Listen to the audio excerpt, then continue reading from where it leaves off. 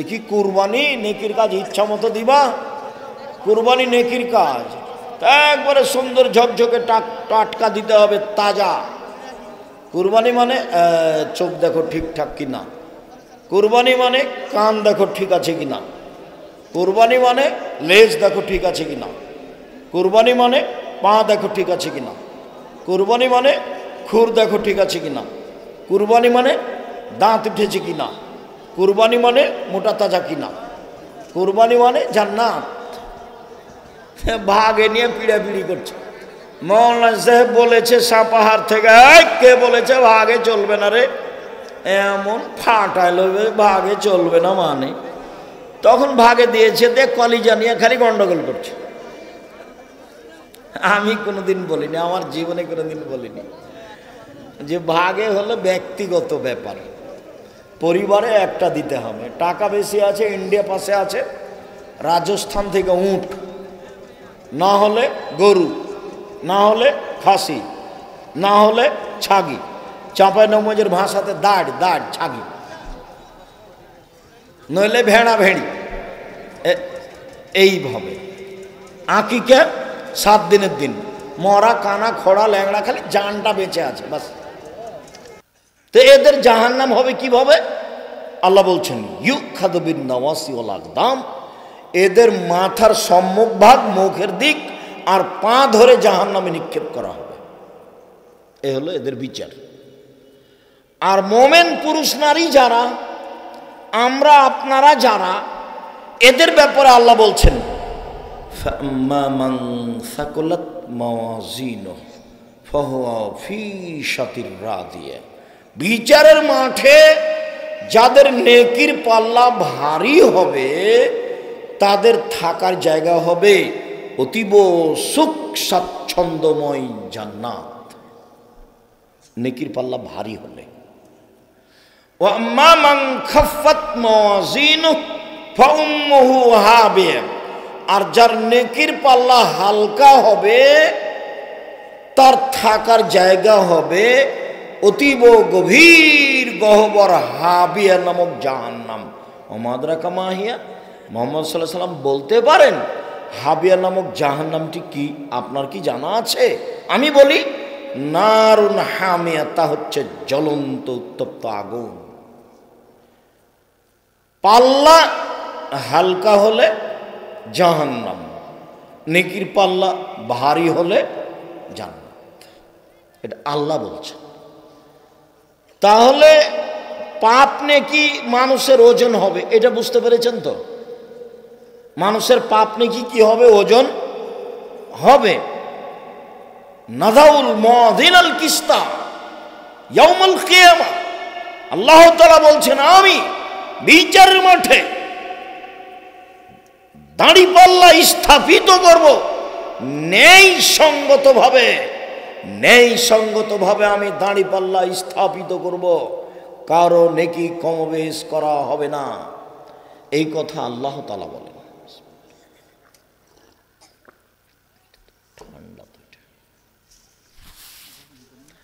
সম্মানিত দিনী ভাই বোন, বলছিলাম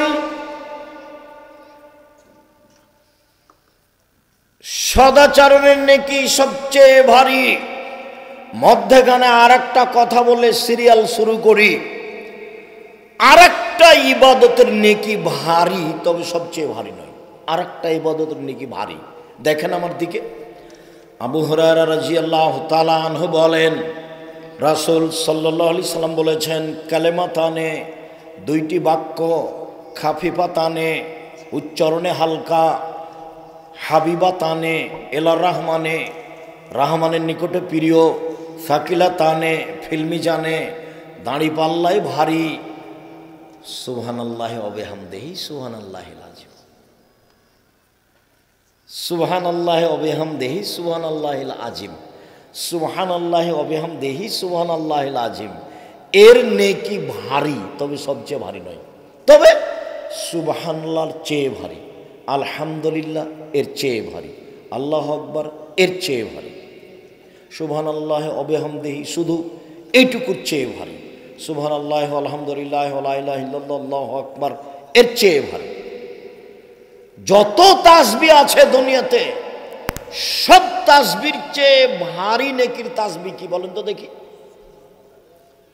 সুবহানাল্লাহি ওয়া বিহামদিহি সুবহানাল্লাহিল আযীম। মুখস্থ নাই নাকি এইটুকু? দিনরাত খালি দোকানে বসে আড্ডা পিটো, তুমি বড় মোবাইল নিয়ে আর ল্যাংটা মেয়ে দেখো, মুখ দিয়ে বের হয় না কেন তোমার? শুধু খালি অন্যায় করে বেড়াও, দলীয় দাপট দেখাও, দল করো, সংগঠন করো। আজ থেকে ভুলে যাবা। 4টা কাজ জীবনে মনে রাখিও। 1, 5 ওয়াক্ত সালাত, বাস জান্নাত হবে ইনশাআল্লাহ। 2, হালাল রুজি, মানুষের বাড়িতে কাজ করে খেতে শিখবা। আড্ডা পিটা মানুষের টাকা মেরে খেও না। ব্যবসা করে খাবা, চকলেটের ব্যবসা করো, ঋণ নেওয়া লাগবে না। মারামারি করে দাঙ্গামা হাঙ্গামা করে জোর করে দখল করে কিছু করো না। হালাল রুজি উপার্জন করবো, দিন মজুরি করে খাবো। দিন মজুরি করে খাও, সন্ধ্যায় টাকা শেষ হবে, হিসাব নিকাশ কিচ্ছু নেই। চাকরি করো বৈধ, 25 দিনে টাকা শেষ হবে, 5 দিন ধার কর্জ করে চলবে, তাও ভালো। তো আব্দুর রাজ্জাক সাহেব কি করতে হবে তাহলে? ব্যবসা, পার্টনারে ব্যবসা করো। পার্টনারে ব্যবসা সবচেয়ে ভালো, তবে টিকে থাকা কঠিন। 10 জনে ব্যবসা শুরু করেছ পার্টনারে, 11তম সদস্য হলেন আল্লাহ। 3 জনে ব্যবসা শুরু করেছ, 4র্থতম সদস্য হলেন আল্লাহ। 2 জনে পার্টনার ব্যবসা শুরু করেছ, 3য় জন হলেন আল্লাহ। একটু যদি 19-20 হয়, যদি 10 টাকা আপনি নিয়ে চলে যান আর একজনকে না বলে, আল্লাহ তখন বলবেন তোমরা থাকো, আমি গেলাম। তখন মারামারি লেগে যাবে, তখন মামলা হবে, তখন ব্যবসা ভেঙে যাবে। একাই ব্যবসা করেন, ভালো করেন একাই, তখন কি হবে? আত্তাজিরু আস-সাদিকু ইয়াকুনু ইয়াওমাল কিয়ামা মা শুহাদা সিদ্দিকিন। সত্যবাদী ব্যবসায়ীরা বিচারের মাঠে শহীদদের সাথে থাকবেন। সত্যবাদী ব্যবসায়ীরা বিচারের মাঠে সিদ্দিক, সালেহ, সৎ মানুষদের সাথে থাকবেন, নবীগণের সাথে থাকবেন। আবার বলছেন আত-তিজারাত মাল কিযব ওয়াল হালাল। ব্যবসা করলে অনেক সময় অনিচ্ছায় মিথ্যা কথা চলে আসে, অনেক সময় কসম চলে আসে। অতএব পৃথিবীর মানুষ একটা বুদ্ধি বলে দিই, আল্লাহ রাসূল বলছেন ফাসুবুহু বিসাদকা, ওটা দান করে ওটা মিটিয়ে দাও, দান করে ওটা মিটিয়ে দাও। বাস ব্যবসা করো, দান করো। আর মূল জিনিস যদি বৈধ হয়, যেটা আমেরিকা থেকে আনছেন, লন্ডন, চীন, জাপান থেকে আনছেন, যেখানে যা টাকা লাগবে সুদ ঘুষ সব দিবেন, তবে মূল বস্তু যেন হালাল হয়, যেটা কিনছেন, যেটার ব্যবসা। এইটা যদি হারাম হয় তাহলে আর হবে না। ব্যবসা ভালো কাজ, তো ঋণ নিয়ে ব্যবসা করবেন না। তাই আমি পরামর্শ দিয়েছি কি দিয়ে ব্যবসা শুরু করতে হবে? চকলেট দিয়ে। তখনও কি ঋণ নেওয়া লাগবে? কলা লাগবে না। পরামর্শ মানে ধনী হতে হবে 25-30 বছর পরে, 35 বছর পরে। একদিনই ধনী হওয়ার বুদ্ধি ছেড়ে দিতে হবে। সম্মানিত দিনী ভাই বোন, বলছিলাম সব সময় এই 4টা কথা মনে রাখবেন। হালাল রুজি, 5 ওয়াক্ত সালাত, কোরআন তেলাওয়াত, আড্ডা পিটা হারাম। এই যে এটা দোকান, দোকানে গিয়ে দাঁড়ানো হবে না, শুধু এইটুকু, আসসালামু আলাইকুম আহমদ, তোমার দোকানে লবণ আছে? জি আছে। 1 কেজি লবণ দাও। মরিচ আছে? জি আছে। 200 মরিচ দাও। এই টাকা নাও, বাস আসসালামু আলাইকুম, গেলাম। এর চেয়ে বেশি আপনি দোকানে দাঁড়াতে পাবেন না।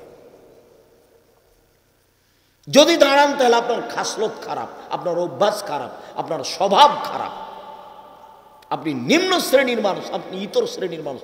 কষ্ট নিয়ে কোনো লাভ নেই। আপনাকেই বলতে হবে, এই ছেলে বলো তোমার চাচাকে, বলো তোমার বাপকে, ল্যাংটা ভাই নাচছার ওখানে বসে আছে টুপি মাথা দিয়ে, বলো তো চাচা কেমন লাগে এটা, আপনি কেমন মানুষ? কি বলে তোমার চাচার মুখখান দেখো, ছোট হয়ে গেছে, নোংরা হয়ে গেছে, খেস্টে খেস্টে লাগছে, দেখো না তোমার চাচাকে দেখো। তার মানে এটা খারাপ, এই অভ্যাস খারাপ, এই খাসলত খারাপ, এই স্বভাব খারাপ। এটা হলো নিম্ন শ্রেণীর মানুষের অভ্যাস, নিম্ন শ্রেণীর মানুষের খাসলাত। যারা তৃতীয় শ্রেণীর মানুষ, যারা রাস্তাঘাটে মারামারি করে বেড়ায়, তারা। তুমি কেন এখানে? আপনি কেন ওখানে? কেন থাকবেন ওখানে? থাকবেন কেন? কেন থাকবেন? কই চায়ের স্টোরে না বসলে তো দিন চলে। আমরা তো জীবনে কোনোদিন বসিনি, জীবনও কোনোদিন বসিনি, ছাত্র জীবন থেকে আজ পর্যন্ত 16 বছর ছাত্র জীবন আছে। আমার মা যখন বাড়ি থেকে বের করতেন তখন বলতেন, 1 দোকানে বসিও না। 2 বন্ধুতালি করো না। 3 দাওয়াত খায়ও না। 4 1 দোকানে বসিও না। 2 প্রাইভেট পড়ায়ও না। 3 দাওয়াত খায়ও না, বন্ধুতালি করো না। এই 4টা কথা বলতে আমার মা। দোকানে বসিও না, প্রাইভেট পড়ায়ও না, বন্ধুতালি কারো সাথে করো না, দাওয়াত খায়ও না। এভাবে আমার মা বলে পাঠাতেন বাড়ি থেকে বের করার সময়।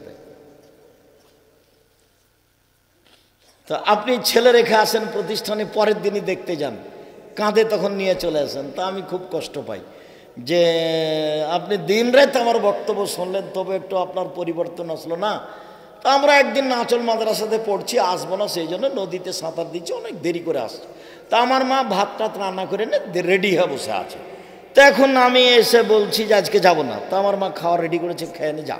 তো খেতে বসেছি, তো বলছে আজকে যেতে হবে। আজকে যাব না, দেরি হয়ে গেছে। না যেতে হবে, যে আজকে যাব না, না যেতেই হবে। যেমন জোর করে বলে যেতে, বলছি খাবো না। তো খাস না। তা আমি উঠে গেলাম। তখন এখন আমি ব্যাগ নিয়ে হাঁটছি। তা আমার মা বলছে টাকা নেই। তা আমি বলছি টাকা নিব না, জানিস না যা। তা আমি টাকা ছাড়া খাওয়া ছাড়া বাড়ি থেকে বের হয়ে গেলাম। তা আমার মা নরম হলো না, চলেই গেলাম। আমার মায়ের ছেলে বেশি এ কথা নয়, আমার মায়ের ছেলে মেয়ে তো কম। আমরা খুব সাদের। আমার মা আমার পিছে হাঁটতে হাঁটতে, যেদিন আমি ইন্ডিয়া যাই, প্রায় নদী প্রায় কিলো কাছাকাছি চলে গেছে, পিছে পিছে বলছে আর বলছে পুলিশে মারবে, যাস না, পুলিশে মারবে। এই দৃশ্য যখন আমার মনে হয় তখন আমাকে ভিন্ন ধরনের লাগে। আল্লাহুম্মা গফিরলাহু আল্লাহুম্মা গফিরলি আবি উম্মি ওয়ারফাদারি জাতাহু ফিল মাহদিন ওয়াসসালাহু ফি কবরিহি ওয়া নাব্বিরিল্লাহু ফি। সম্মানিত দিনী ভাই বোন, বলছিলাম সদাচরণ। দেখেন একটার পর একটা শুরু হলো। আল্লাহ তাআলা বলেন ইদফা বিল্লাতি হিয়া আহসান। মুহাম্মদ সাল্লাল্লাহু আলাইহি সাল্লাম, আপনি যখন মানুষের সাথে কথা বলবেন, প্রতিপক্ষ যা বলেছে আপনারটা তার চেয়ে সুন্দর হতে হবে। সামনের লোক যা বলছে তার চেয়ে আপনারটা কি হতে হবে? সুন্দর হতে হবে। এই কথা কি শুধু রাসূলের জন্য না আমাদের সবার জন্য? আমাদের সবার জন্য। এই ছেলে, তোমাকে বলছি, তোমার হায়াত লম্বা, বেঁচে থাকো, আল্লাহ তোমাকে বাঁচিয়ে রাখুক। মানুষের সাথে কোনোদিন কথা বললে ওকে অপমান করে খাটো করে বলার চেষ্টা করবে না, জিন্দেগিতে কোনোদিন বলো না। এটা আজকেই শিক্ষা নিতে হবে। রিক্সাওয়ালার মতো হয়েও না। রিক্সাওয়ালার রিক্সাটা ওর সাথে বেঁধে গেছে এখনই, এই যে তোমার এতে সাপাহারে বা তোমার বাড়ির পাশে। ও যে বললো, এমন বললো একবারে মা তুলে আর ঢাকার হলে তো যে ভাষা বললো, একটু পরে রিক্সাটা আরেকজনের সাথে লেগে গেছে। তখন ওইও বলল, বলো তো এই চালচলন কেমন? এটা কি জিনিস? সামান্য 2টা টাকা নিয়ে ওই ড্রাইভার আর একটা কন্ডাক্টর তোমার কাছে 5 টাকা বেশি চেয়েছে। এই যে তুমি তার সাথে গন্ডগোল শুরু করলে, একবারে নওগাঁতে শুরু হয়েছে গন্ডগোল, একবারে তুমি নজিপুরে এসে নামা পর্যন্ত একই রকম চললো। বলো এটা কোন চালচলন? বলো এটা কোন আচরণ? তোমার চাচার সাথে তোমার আব্বার কি যে হয়েছে, তুমি খালি লাঠি নিয়ে লাফ দিয়ে যে বলছো আয়না তুই বের হয়, আয়না তোকে দেখে নিচ্ছে, আয়না তুই বের হয়, আয়না তুই দেখে নিচ্ছে। এটা কি? তুমি কি পশু? তুমি কি গরু ছাগল? তুমি কি কুকুর শ্রীগাল? তুমি কি হায়ানা? তোমার চরিত্র এমন কেন? তোমার আব্বাকে টেনে নিয়ে আসো, বলো আব্বা, মারামারি করে কি হবে আব্বা? আচ্ছা, আমার চাচা না হয় 1 ফুট বা 2 ফুট জমি নিয়েই নিয়েছে, কি হবে আব্বা? চলেন তো দেখি। আমার নানার কথা আমার মা নকল করতেন, যে আমার নানি বলতো যে ধান যে মানুষ আশেপাশে কেটে নিল তো তুমি কাটতে যাবা না? মানুষে কাটো, যাবো। যখন 2 দিকের মানুষের কাটা হয়ে যেত তখন কাটতে যেত। বলছে আগে যদি একটা থোপ আমার দিকে চলে আসে, থোপ বুঝেন আপনারা?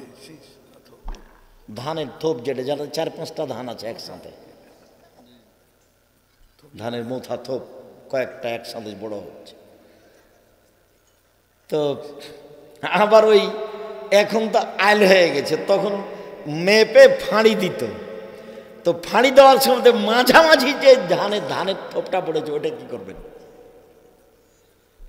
বলেন এবার দেখি। খুব কঠিন জীবন, খুব কঠিন জীবন।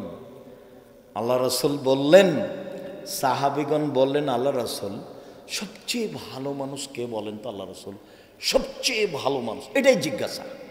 তখন আল্লাহ রসুল বলছেন, মাহমুমুল কালব সাদুকুল লিসান। মুখে যে সত্য, অন্তর যার নিরাপদ। মুখে যে সত্য, অন্তর যার নিরাপদ, সেই হলো ভালো। তো সাহাবিগণ বলছেন যে মুখে সত্য এইটা তো বুঝলাম, কিন্তু অন্তরে নিরাপদ এ ভাষা বুঝলাম না।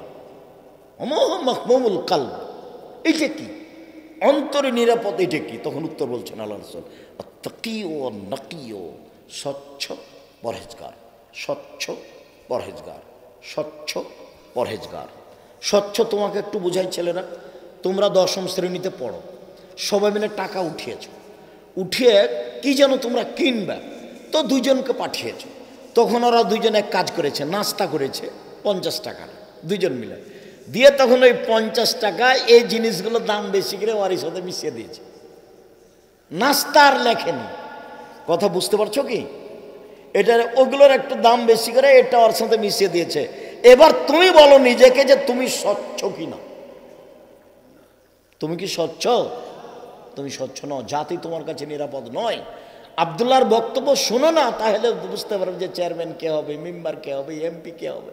এরা 3rd-পার্সেন্ট লোক, মিথ্যে কথা বলে, জাতিকে ফাঁকে দেয়। আবার কিসের চেয়ারম্যান, মেম্বার, এমপি, মন্ত্রী, আবার কি সারাদিন মিথ্যা বলে। জাতির কি করতে পারে? এই ছেলে, তুমি যুবক, তুমি জাতির কি করতে পারো? তোমার খারাপ অভ্যাস, নোংরা অভ্যাস, স্পষ্ট হও। কাজ করে খাবো মানুষের বাড়িতে, অস্বচ্ছ অবস্থায় দিন কাটাবো না। সারাদিন কাজ করব, 5 ওয়াক্ত সালাত আদায় করবো, এশার সালাতের পরে ঘুমিয়ে যাবো, দিন আমার শেষ। অস্বচ্ছ হয়ে দিন কাটান, এখনো কথাটা শেষ হয়নি।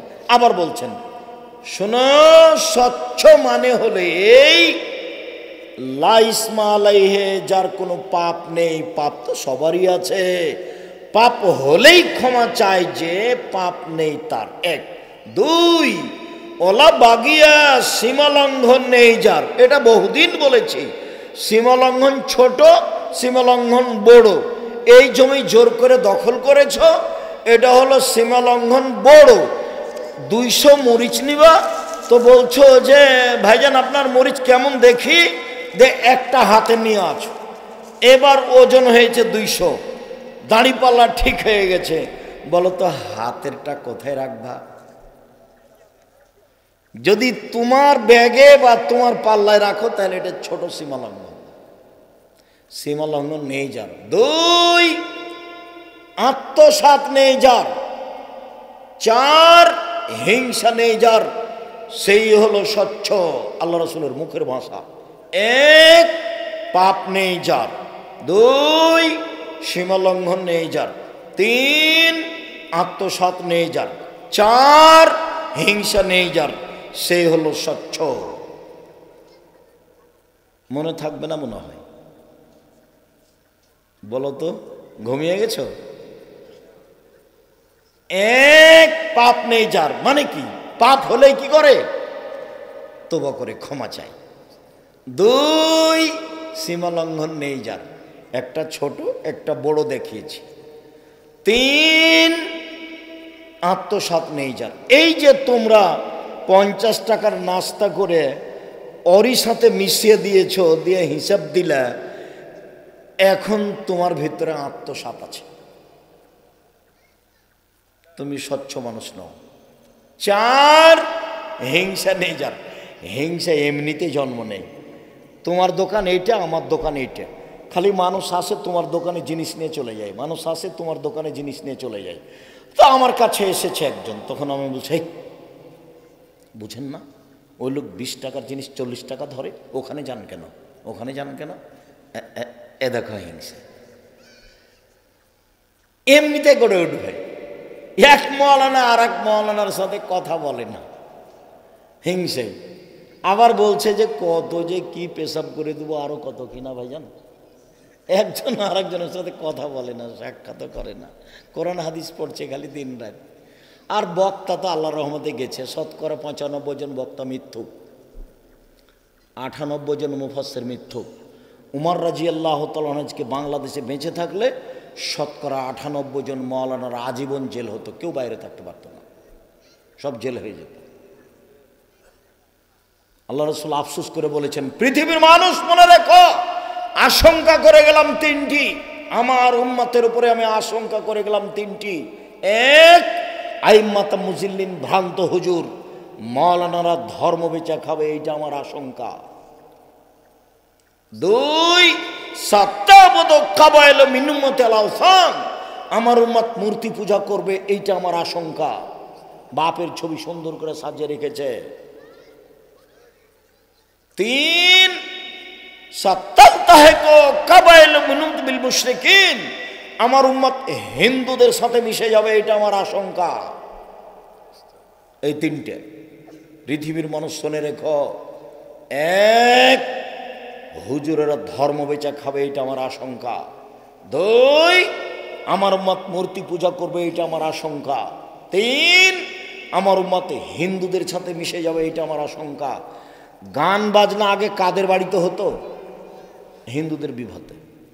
তো এখন তো সব দোকানেই হয়, এখন তো সব মোবাইলেই হয়, এখন তো সব বাড়িতেই হয়। সম্মানিত দিনী ভাই বোন, এখানে আরেকটা বাক্য বলি, তারপর আমরা সামনের দিকে আগাচ্ছি।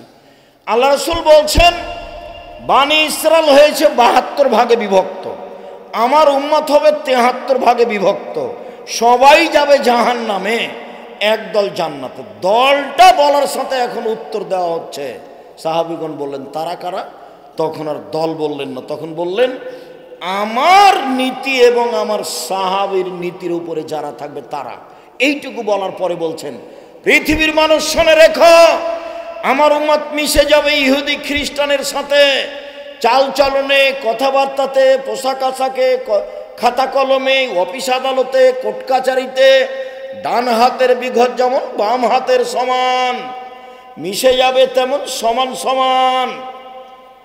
ডান পায়ের জুতা যেমন বাম পায়ের সমান, আমার উম্মত ইহুদি খ্রিস্টানের সাথে মিশে যাবে তেমন সমান সমান, পোশাকে আশাকে সব কিছুতেই। এবার ভাষাগত নিচে নামতে লাগলেন।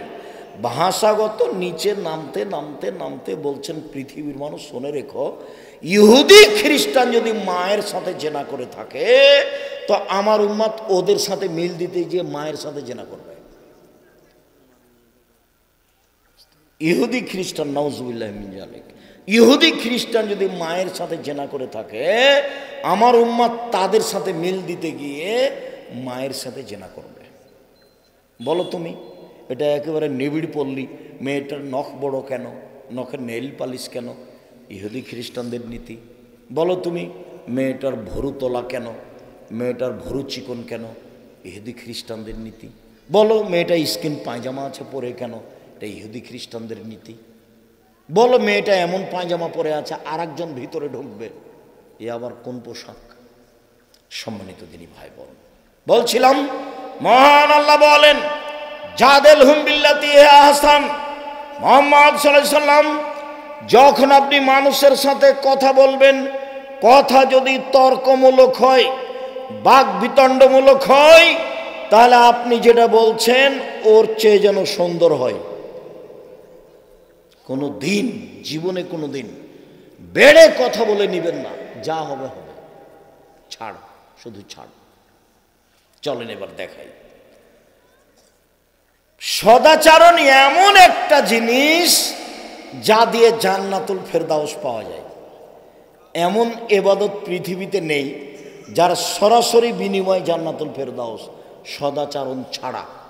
এমন কোনো ইবাদত নেই, হজ হোক, সালাত হোক, সিয়াম হোক, দান হোক, সেটা যেটাই হোক না কেন, সরাসরি জান্নাতুল ফেরদাউস পাওয়ার কোনো ইবাদত নেই সদাচরণ ছাড়া। এদিকে দেখে শুরু করলাম। উমামা বাহিলি রাদিয়াল্লাহু তাআলা আনহু বলেন, আল্লাহর নবী বলেছেন, আনা জাইমুন বিবাইতিন লিমান তারাকাল মিরাহা ওয়াইন কানা মুহিক্কান, কেউ যদি সত্য হলেও তর্ক না করে, তর্ক ছেড়ে দেয়, আমি মুহাম্মদ সাল্লাল্লাহু আলাইহি সাল্লাম তাকে জান্নাতে একটা ঘর নিয়ে দিব। পৃথিবীর মানুষ শুনে রেখো, কেউ যদি মিথ্যা কথা ছেড়ে দেয়, মজাক করেও মিথ্যা না বলে, আমি মুহাম্মদ সাল্লাল্লাহু আলাইহি সাল্লাম তাকে জান্নাতে একটা ঘর নিয়ে দিব। এবার বলছেন, ওয়া আলাল জান্নাহ লিমান হাসানা খলকাহু, আমি জান্নাতুল ফেরদাউস নিয়ে দিব যে তার চাল চলনকে ভালো করলো। জান্নাতুল ফেরদাউস নিয়ে দেব যে তার চাল চলনকে ভালো করলো। এই ছেলে বসো, কাজ দেখায়ও না, আমি নিজেই ক্লান্ত মানুষ, নিজেই ক্লান্ত মানুষ। এখান থেকে যাব, ক্লাস নিব 5-6 পিরিয়ড, তারপর আবার প্রয়োজনীয় কাজ আছে সেটা শেষ করব, তারপরে যাব তোমার এই ময়মনসিং, জামালপুর বা যে কোনো একটা সরিষাবাড়ি একটা প্রোগ্রাম আছে, ওখান থেকে ঘুরে এসে যাব যশোর, যশোর থেকে ঘুরে এসে যে ব্রাহ্মণবাড়ি প্রতিদিন ক্লাস আছে। তুমি আমাকে ব্যস্ততা দেখায়ও না, আমরাও তাড়াতাড়ি শেষ করব ইনশাআল্লাহ। তুমি ধৈর্যের পরিচয় দাও, আর ছেলেরা যুবকেরা আমাকে প্রয়োজন দেখায়ও না, অল্প সময় থামো, তাড়াতাড়ি শেষ হয়ে যাবে। বলো তো এখন যেটা বললাম সেটা কি? জান্নাতুল ফেরদাউস হলো জান্নাতের সবচেয়ে দামি জান্নাত। এইটা সরাসরি পাওয়ার কোনো ইবাদত আছে কি? সেটা সদাচরণ। মনে থাকবে না? এবার চলেন, সবচেয়ে দামি জান্নাত পাওয়া যাবে সদাচরণ দিয়ে। আবু মুসা আশআরী রাদিয়াল্লাহু তাআলা আনহু বলেন, রাসূল সাল্লাল্লাহু আলাইহি সাল্লাম বলেছেন, ইন্না ফিল জান্নাতে গোরাব ইরা জাহির মিন বাতিনা বাতিনা মিন জাহিরিহা, জান্নাতে কতগুলি দামি দামি ঘর আছে যার বাহির থেকে ভিতর দেখা যায়, ভিতর থেকে বাহির দেখা যায়, খালি টক টক টক করছে, ঝকঝক করছে। সাহাবীগণ বলেন, লেমান হাজেহি, আল্লাহর নবী এত দামি ঘর কে পাবে? তখন আল্লাহ রাসূল উত্তরে বললেন, লেমান আলানাল কালামা, যার স্বভাব ভালো সেই পাবে, যার চাল চলন ভালো সে পাবে। দামি জান্নাত কে পাবে? যার চাল চলন ভালো সে পাবে। ই আবার কেমন ইবাদত? এটাই সমাজের সবচেয়ে বড় ইবাদত।